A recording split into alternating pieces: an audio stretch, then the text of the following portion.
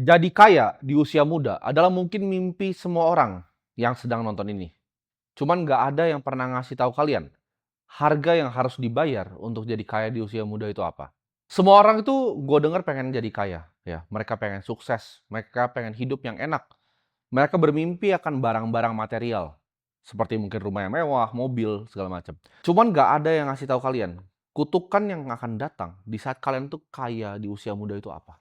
Setelah nanti kalian udah nyampe ke puncak gunungnya, disitulah kalian akan paham, apa arti kekayaan sesungguhnya dan kutukannya itu apa aja.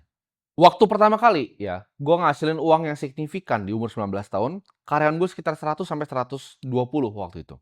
Di dunia pasar modal, mungkin yang udah kenal gue dari lama itu tahu bahwa gue dijuluki Golden Boy ya, atau orang bisa sebutnya juga naga muda. Gue itu diundang di berbagai macam ya, instansi punya seminar ya, dari instansi-instansi keuangan terbesar, itu gue diundang semua keliling, umur 19 tahun. Gue udah ngajar di beberapa sekuritas, gue ngajar cara analisa laporan keuangan. Gue bikin deal dengan private equity investor paling besar di Indonesia pada saat itu, ya. Dan salah satu investor yang pertama nawarin untuk berinvestasi di perusahaan gue itu namanya Sequoia, ya. Walaupun ini divisi yang India, tapi yang pertama tawarin untuk berinvestasi adalah Sequoia. Kalau kalian tahu Sequoia itu yang invest di Apple. Waktu Steve Jobs tuh masih di garasi 1978. Itu adalah salah satu venture capital firm terbesar di dunia sekarang. Perusahaan yang gue bikin waktu itu masuk top 9 perusahaan tercepat pertumbuhannya di Indonesia berdasarkan LinkedIn. Waktu itu gue bisa beli apapun ya. Apapun yang kalian bisa bayangin tanpa lihat harga. Gue bisa makan ya. Karena dulu gue nggak punya uang. Ketika gue nggak punya uang itu makan tuh gue cuma bisa di warteg ya. Nasi, orek tempe pakai kuah opor. Tapi setelah gue mendapatkan ibaratnya kesuksesan, yang pertama gue lakukan adalah gue mau makan untuk nggak pernah lihat harga lagi. Karena setiap kali gue datang ke restoran dari dulu sejak gue SMA, gue selalu cari menu yang paling murah. Gue selalu minum minuman yang paling murah. Gue bisa beli mobil yang dulunya cuma ada nangkring di wallpaper handphone. Gue bisa beli akhirnya properti-properti yang gue mau. Tapi di saat itu ya, kala itu gue sadar ya, yang berubah itu bukan cuman digit di rekening, tapi semuanya tentang hidup gue itu berubah. Orang itu mulai datang ya. Gue mulai melihat orang yang datang tuh berbeda. Ketika orang datang ke depan gue tahu ini orang kira-kira maunya apa. Orang cari gue ya, menghormati gue itu karena uang yang ada di rekening, bukan karena diri gue sendiri. Ini adalah dunia yang waktu itu gue ngerasa semua orang itu antara menjilat ya, atau menyanjung, tapi nggak tahu intensi aslinya apa. Nggak ada mentor waktu itu yang ngajarin gue bagaimana cara lihat ini musuh, ini mentor sebenarnya. Dan kala itu ya, waktu gue bahkan masih di perusahaan yang itu, banyak yang mau coba untuk manfaatin ibaratnya momen-momen ini. Orang yang dulunya gue kira jauh, itu mendekat ya. Mau dari baik teman, mau dari keluarga. Mereka datang itu bukan karena peduli ya, tapi karena mereka melihat peluang. Di tengah semua itu gue mulai tanya tuh ke diri gue, ini mana nih yang beneran datang ibaratnya karena kemauan mereka sendiri, karena mereka peduli sama gue, dan mana yang datang ke gue itu hanya untuk uang. Semakin lu banyak uang ya, semakin ramai sekitar lu, semakin mereka bersorak-sorai akan kesuksesan lu. Di saat pride lu itu sangat tinggi ya, di usia yang masih sangat kecil, itu gua gambarkan seperti ini, itu mirip seperti ngasih pisau ke anak kecil, ya.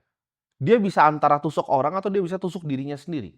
Gua waktu itu udah macam-macam ya, diragukan dan dihina ya. Dihina dari anak orang kaya awalnya, dihina yang gua lakukan itu tidak benar ya, dihina gua melakukan cara-cara yang nggak benar. Tapi kalian harus ingat, gue mulai semua ini itu dari kamera kecil di kamar ya, dari kamera handphone kecil di kamar. Gue rekam edukasi, bagaimana caranya investasi. Di dunia atensi yang waktu itu isinya itu cuma orang joget-joget nggak jelas. Gue kira kekayaan yang relatif cepat didapat, itu adalah semuanya. Kaya di usia muda itu nggak segampang yang kalian pikir ya. Itu artinya apa? Gue bisa jadi dewasa. Kekayaan di usia muda yang kalian idam-idamkan, itu bukanlah seperti yang kalian pikir. Ketika gue bisa jadi kaya di usia muda, gue itu dipaksa untuk menjadi lebih dewasa dibanding umur asli gue. Maksudnya apa? Di saat gue 19 tahun, 20 tahun ya, gue punya tanggung jawab. Gue sebagai pengusaha yang punya perusahaan itu tidak boleh gagal. Karena kalau gue gagal, ini ada banyak ya. Ratusan orang itu bisa nggak makan lagi. Gue nggak mau karyawan gue itu sampai nggak bisa makan, karena bosnya itu nggak becus. Di saat umur yang sangat muda, itu gue mesti memikul tanggung jawab yang berat, ya. Kalau kalian mau ngomong dari diselengkat kanan, kiri, atas, bawah, itu nggak usah jauh-jauh ya, nggak usah dari perusahaan gue yang 100 karyawan. Dari zaman gue jualan sedotan aja gue dikerjain. Gue jualan minyak rambut tuh gue dikerjain ya, sama berbagai macam instansi. Ketika kecil ya dibiarin, ketika udah mulai gede dikerjain. Sering sekali gue mengalami hal itu. Dikerjain supplier pun pernah. Gue dulu order jam tangan tuh, import ya, itu dikerjain. Begitu dikirim, dibilang garansi, nyampe ke Indonesia semuanya pecah semua. Yang nggak tahu pecahnya di perjalanan atau dikirim memang sudah pecah. Itu jauh ya teman-teman, sebelum gua itu mulai nyalain kamera, sebelum gua terkenal di media sosial, gua udah dikerjain sama banyak sekali manusia. Gua dari kecil udah belajar ya, bagaimana caranya koordinasi, bagaimana caranya berbicara, ya. Karena mereka toh juga manusia, gitu. Orang yang sebenarnya mungkin dekat dengan gua ya, pada waktu itu, mungkin orang yang pernah berusaha bareng gua, pernah lihat gua usaha, yang tadinya gua kira dekat, ternyata menyimpan iri hati yang luar biasa di hatinya. Di situ gua sadar, ya.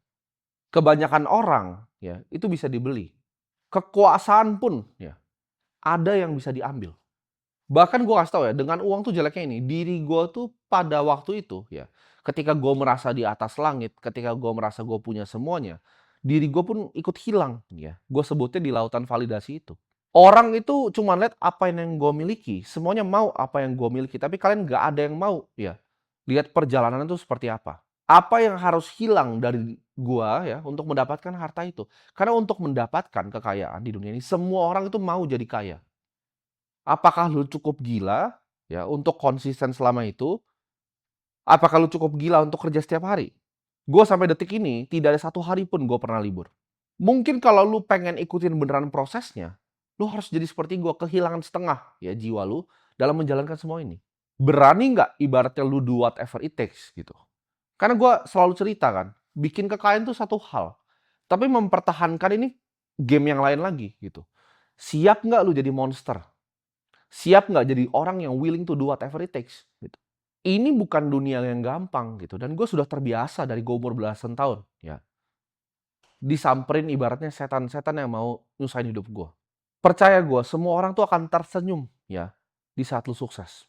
Dan akhirnya ya akan ada momen di mana lu cuman akan jadi aktor ya di dunia yang cuman cinta topeng lu, ya. Gue ketemu beberapa orang, ada yang lihat gue sebagai Timothy Ronald yang mereka kira di media, bukan sebagai diri asli gue. Di usia waktu itu sebenarnya kalau kita boleh ngomong ya, itu usia yang gue sebenarnya harusnya masih belajar dari orang. Tapi gue dipaksa dan dikondisikan untuk gue bisa bahkan ngajarin orang, ya. Gue harus kasih tahu gitu loh, kalau karyawan salah tuh begini, caranya begini. Di usia yang sebenarnya relatif gue masih harusnya belajar. Di saat gue masih perlu ibaratnya dibimbing sama orang-orang lain, ya, gue sudah dijadikan panutan oleh banyak orang. Di dunia ini, gue lihat itu ada kesedihan yang besar sekali. Di mana orang bisa dapetin semua yang dia pernah punya. Ini yang gue lihat dengan mata kepala gue sendiri, tapi dia tidak punya waktu untuk menikmatinya. Dia tidak punya momen bahkan untuk menikmati hasil jerih payahnya. Banyak yang kira, oke, mimpi saya pengen punya hypercar, pengen punya sport car. Pernah nggak kalian pikir gimana caranya ketika kalian punya? Ketika kalian punya hypercar, ya, itu kalian harus bisa untuk mempertahankan kekayaan kalian. Mungkin waktu kalian tuh habis bukan cuma untuk make mobilnya. Mobil mungkin kalian nggak pernah bahkan untuk make. Tapi waktu kalian tuh habis untuk mempertahankan mobilnya ada di situ, gitu loh. Mungkin di situ gue belajar bahwa rezeki yang dititip sama gue ya pas gue masih muda, itu ada alasannya, biar gue bisa belajar lebih cepat dibanding yang lain. Ini bukan soal uang banyak-banyakan, ya banyak yang lebih kaya dari gue.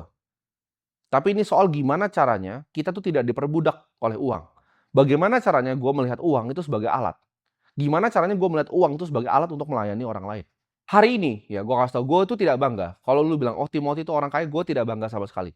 Gue akan bangga ketika ada orang yang ngomong bahwa gue adalah orang yang bisa melayani orang banyak. Hidup kalian misalnya berubah karena gue, bukan karena uang gue yang gue punya. Gue bangga ya masih bisa punya hati untuk bisa membantu banyak orang. Kalau lu semua di sini ya drive lu itu cuman mau cari uang, percayalah lu nggak akan nyampe karena sulit sekali dan berat sekali. Lu harus jadi gila, lu harus kehilangan mungkin jiwa lu sendiri. Lu harus jadi monster yang siap lakuin apapun yang terjadi. Ketika lu ditusuk dari belakang, lu ambil lagi pisaunya lu tusuk balik gitu. Apakah itu something yang lu willing to do? Gitu. Siap nggak lu bermain di dunia itu? Gue bilang sama orang yang berpartner ya, mungkin berusaha bareng gue. Cuman dua ya prinsip gue, sederhana banget. Prinsip gue cuma dua. Yang pertama adalah lu bisa pegang mulut gue. Yang kedua adalah gue punya biji. Kalau gue nggak merasa gue salah, sampai mati pun, ya, gue akan bela itu. Sampai ke ujung neraka pun gue akan bilang itu. Karena dunia ini akan mencoba untuk beli hati lu dengan harga yang lu nggak sadarin. Di situ gue sadar bahwa semua ini ya, semua yang gue punya, semua yang ada di sini itu cuma titipan ya untuk gue. Semua ini tuh bukanlah milik gue. Dunia itu gue kasih tahu ya, buat kalian nggak paham ya. Dunia itu tidak kekurangan orang yang kaya ya. Orang yang kaya itu banyak sekali yang kalian nggak paham. Ketika gue melihat orang nih, gue nggak tahu bahkan dia orang kaya, ternyata kaya sekali gitu loh, banyak sekali. Dunia ini menurut gue cuman kurang orang yang beneran punya hati. Kalau negara ini ibaratnya udah kehilangan cahaya, gue bakal jadi yang pertama untuk bakar obornya duluan ke kalian. Gue memang bukan pejabat ya seperti orang lain. Gue bukan juga anak dari konglomerat ya. Gue hanyalah orang biasa. Cuman gue yakin gue ditakdirin, dilahirin di tanah ini bukan cuman untuk jadi orang biasa. Banyak yang tanya, kenapa prediksi gue tuh banyak yang benar tentang masa depan. Gue itu bukan peramal, tapi gue adalah orang yang memiliki visi. Gue bisa melihat ya, dunia ini ke depannya akan ke arah mana. Gue selalu bilang ya, manusia itu mortal ya. Manusia itu bisa mati, tapi sebuah ide yang gue layangkan itu tidak akan pernah mati. Semua ide yang gue berhasil tuangkan ke sini itu akan jadi pengingat untuk generasi ke depan. Kejarlah kebaikan di dunia ini, jangan cuma sekedar kekayaan. Mungkin ketika gue mati nanti ya, mimpi kecil gue kan gue pengen jadi orang yang paling kaya. Ketika nanti gue mati, mungkin itu nggak akan kecapaian. Ya. Mungkin gue nggak dikenal sebagai orang yang paling kaya, tapi gue mau dikenal sebagai orang yang paling bermanfaat untuk masyarakat. Orang yang paling banyak melayani orang lain. Orang yang memberikan kesempatan ke mereka yang nggak punya kesempatan. Dari mereka yang nulisnya itu di tanah sampai bisa nulis di meja. Gimana caranya gue bisa bangun 1.000 sekolah dari Sabang sampai Merauke? Gimana caranya gue bisa bangun 100.000 bahkan nanti ke depannya? Dan gimana caranya gue bisa kasih kalian semua ini kesempatan belajar yang sama? Gue belajar satu-satunya ya, caranya untuk keluar dari gue sebutnya kutukan uang ini cuma satu cara. Lu pakai uang itu bukan untuk kesenangan atau hedonisme. Lu pakai uang ya, itu untuk kebaikan, untuk melayani orang lain. Hedonisme tuh percayalah sama gue, itu game yang gak ada ujungnya. Gue udah cobain semuanya yang ada di bawah matahari ini. Ya, itu tidak ada ujungnya. Ya. Gue tidak pernah ngelak gitu ketika ada pikiran gue mau melakukan apa, mau membeli apa, itu tidak pernah gue tidakkan gitu. Gue sudah coba semua yang ada di bawah matahari ini, dan itu tidak ada ujungnya. Uang itu bukan cuma sarana untuk cari validasi, ya. Tapi uang itu adalah amanah yang dititipkan ke lu. Bagaimana nih cara pakainya nih? Semua harta yang gue miliki akan gue habiskan demi satu misi ini. Gimana caranya gue nyalain obor di hati tiap kalian? Gitu. Ini buat yang punya kesempatan pegang handphone. Yang nggak punya kesempatan pegang handphone pun gue fasilitasi dengan gue bangunin sekolah. Banyak yang tanya, loh kalau begitu nggak habis uang lo? Baru bulan ini aja udah mau bangun 2 lagi sekolahan. Jawabannya tidak ya. Gue tidak takut uang gue akan habis. Gue percaya semuanya itu memang bisa hilang. Dan gue tidak mau menggantungkan identitas gue pribadi itu cuma karena uang, karena harta. Uang yang diam, gue percaya ya, uang yang diam itu akan membusuk. Sedangkan uang yang mengalir ke mereka yang membutuhkan itu akan menuhin hati kalian. Gue nggak mau uang gue tuh gue kumpul-kumpulin cuma jadi bendungan keserakahan. Banyak sekali orang yang kalian bahkan nggak paham itu punya tiba-tiba 800 miliar cash di rumah. 1 triliun cash di rumah. Tapi buat apa? Tidak bisa dipakai juga, cuma jadi tadi gue sebut, bendungan keserakahan. Kutukan uang adalah uang itu bukan dipakai untuk disembah. Tapi gimana caranya dari amanah yang dititipkan kita pakai untuk melayani orang lain. Gue tunggu kalian semua di atas gunungnya. Ya. Nyalain obor kalian. Satu aja dari kalian di sini ya, yang nonton satu aja dari kalian. Itu bisa ke depannya dalam mungkin 20 tahun ke depan tuh bangun satu sekolahan aja. Gue percaya negara ini akan jadi negara yang sangat maju. Ya. Dan itulah mimpi gue, karena gue cinta sekali dengan tanah air ini. Gue lahir di sini, ya. Gue pengen jadi negara ini negara yang maju. Satu dari kalian ya, berhasil dengerin omongan gue, jadikan harta kalian untuk melayani orang lain. Gue percaya kita adalah negara yang tidak akan pernah kekurangan. Ya. Jadi gue tunggu semua perjuangannya, sampai jumpa nanti di atas gunung.